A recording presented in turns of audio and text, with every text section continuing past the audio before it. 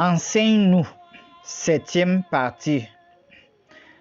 L'héritage que la reine Élisabeth II laisse n'est pas que moral, intellectuel.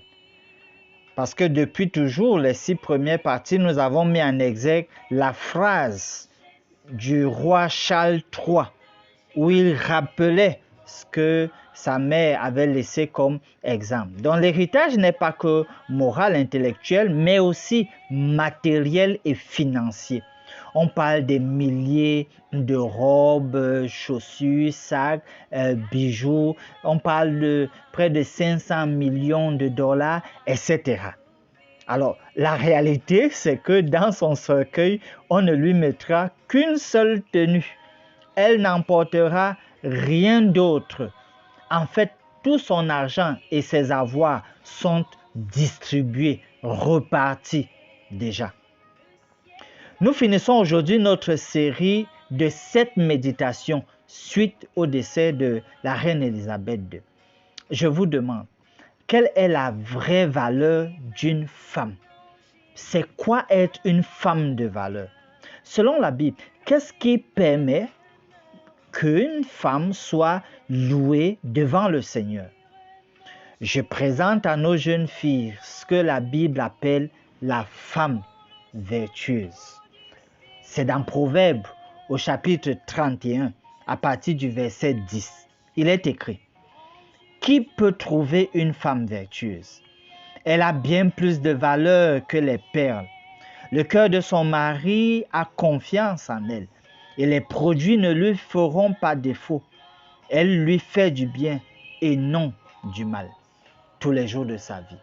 Elle se procure de la laine et du lin et travaille d'une main joyeuse. Elle est comme un navire marchand. Elle amène son pain de loin. Elle se lève lorsqu'il est encore nuit et elle donne la nourriture à sa maison et la tâche à ses servantes. Elle pense à un champ et elle l'acquiert. Du fruit de son travail, elle plante une vigne. Elle ceint de force ses reins et elle affermit ses bras. Elle sent que ce qu'elle gagne est bon. Sa lampe ne s'éteint point pendant la nuit. Elle met la main à la quenouille et ses doigts tiennent le fuseau.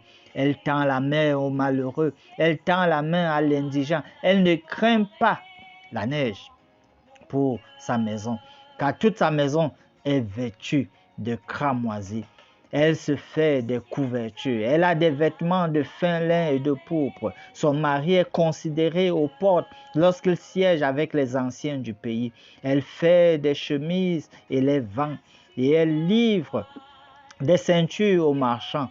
Elle est revêtue de force et de gloire. Et elle se rit de l'avenir. Elle ouvre la bouche avec sagesse et les instructions aimables sont sur sa langue. Elle veille sur ce qui se passe dans sa maison. Enseignons à nos jeunes filles comment être des femmes vertueuses. Parce qu'en définitive,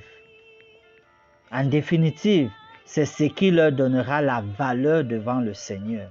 Être une femme vertueuse.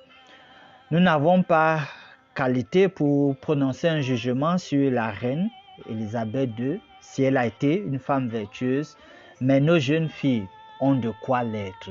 Dieu vous garde.